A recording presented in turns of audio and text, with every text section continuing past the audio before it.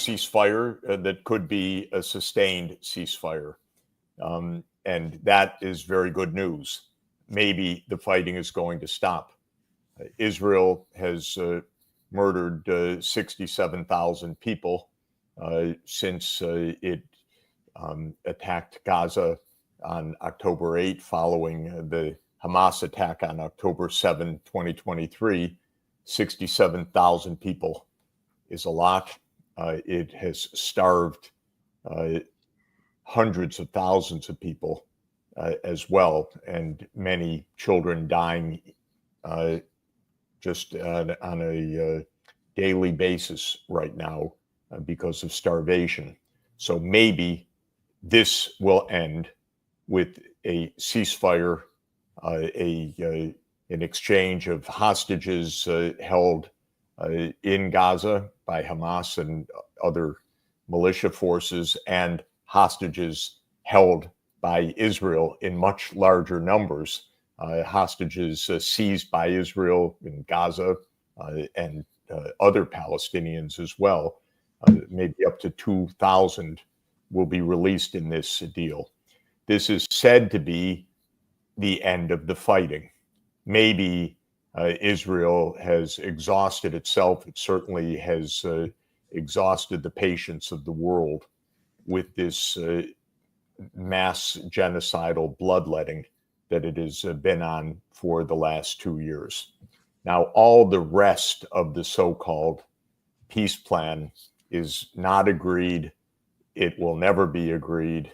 We're only after the fighting stops going to enter into the real politics of this. And the politics are very straightforward.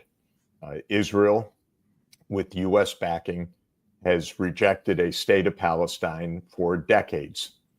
The world community overwhelmingly, for decades, has called for a state of Palestine. The UN General Assembly, by massive votes, with more than 90% of the world community in countries voting yes, have called for a state of Palestine on multiple occasions in recent years, including just a couple of weeks ago.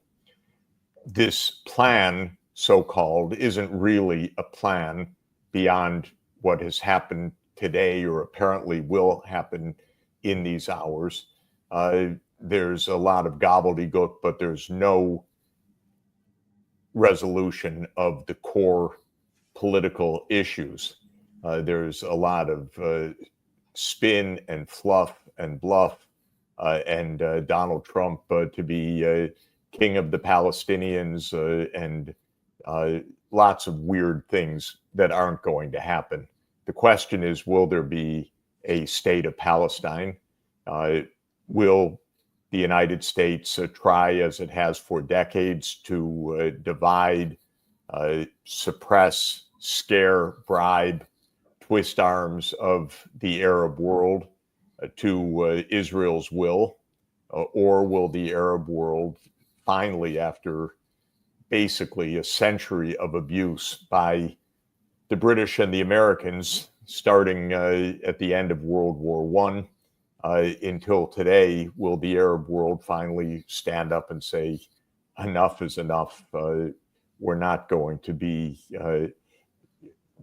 bullied, bribed, twisted again with yet another defeat of basic political rights of the Palestinian people. So all of that is to come.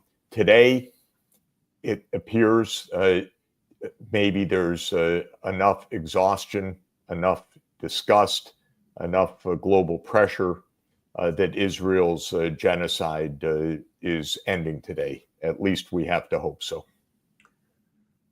Prime Minister Netanyahu's goal, of course, has been the eradication of the Palestinian people from Gaza. Hamas's goal has been to survive and stay relevant. Many of your colleagues on this show today who share your and my and our viewers' views of the genocide have said this is a setback for Netanyahu. Hamas survives. something he vowed would never happen. Do you view that this way? Can you see it through that lens, Professor Sachs? I never really thought this had much to do with Hamas. That was a convenient bumper sticker for a genocidal maniac driving his military through Gaza on a mass murder campaign.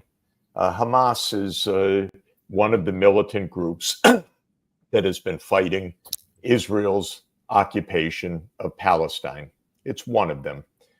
In the context of a state of Palestine really being created alongside Israel on the borders of the 4th of June, 1967, that is, with a real state of Palestine being created according to international law and the will of the international community, Hamas would not be an obstacle to peace. It's not an independent actor. It gets funded and it gets armed by those who are calling for a state of Palestine. If a state of Palestine is actually achieved, Hamas does not play any central role in this drama.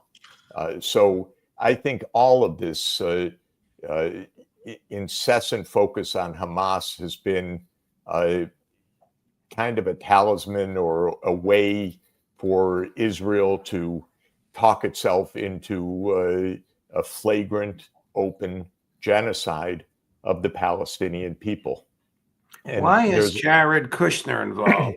Is he going to become the developer of Trump Riviera? That's what he does for a living, is huge, upscale, billion-dollar, well-financed real estate developments. Everything's possible in our weird world. We have more flagrant corruption, self-dealing, insider dealing that basically goes without notice in this world. Just about everyone swarming around the Trump world operates with insider dealing, corruption, nepotism, maybe different flavors for different people. But that's par for the course of the Trump White House. Everybody understands it. It's surely disgusting. If we lived in a normal time and had a normal country, which we don't have anymore, alas, none of this would happen. So yes, lots of people are no doubt scheming one way or another. How can they get rich on the back of a mass murder?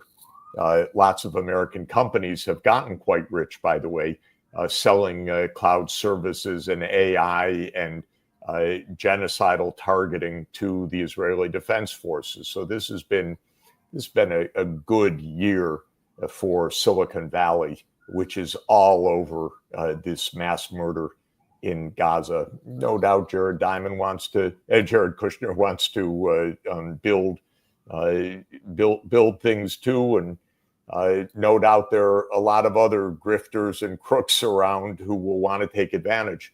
Well, what I think though is important is it's just actually possible that something better happens and that it's not dictated any longer by a pathetic United States, not just the Trump White House, but a United States which for decades has abetted Israel's extremism.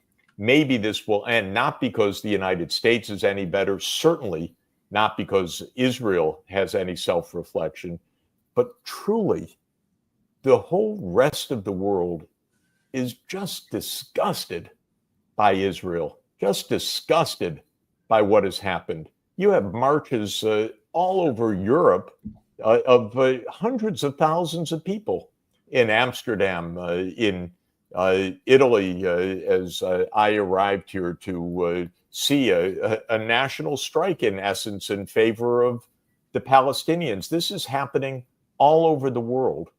And this is what might change things, not Jared Kushner or Donald Trump. So I think, excuse me.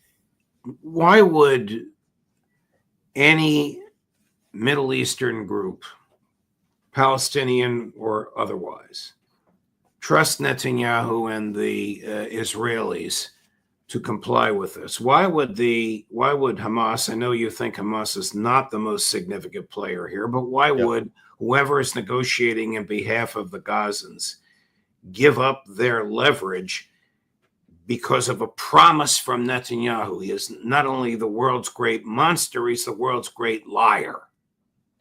Well, the one that one can question about trust is the United States, because nobody trusts Netanyahu. Hamas or anybody else is not acting on the basis of trust of Netanyahu. You can be absolutely sure of that. The agreement that has been reached with the United States, Egypt, Turkey, Qatar, Saudi Arabia, Pakistan, and other countries. Now, the United States cheats all the time, and it could cheat again. But Hamas is basically, I think, not only exhausted because of mass slaughter, and the Palestinians actually want something to eat before the mass starvation carries them away, so they want the fighting to stop. But they're hoping for the fact that this isn't a matter of trust with Netanyahu. It's not a deal with Netanyahu. And it's not really a deal only with the United States. They're trusting that with the countries that I mentioned, Egypt and Turkey, and Qatar and Pakistan and Saudi Arabia and others as signing on to this, that at least the fighting will stop. That's what they're counting on. They are not disarming right now, so they're not giving it full trust in any way. There's no political agreement in any of this. This is a call to stop the bloodletting. One hint that may play some role here is the fact that early on, the Israelis decided that they would commit mass slaughter, and they would commit mass slaughter to terrorize the people of Gaza and perhaps make them flee so that they could continue their permanent rule. And the former head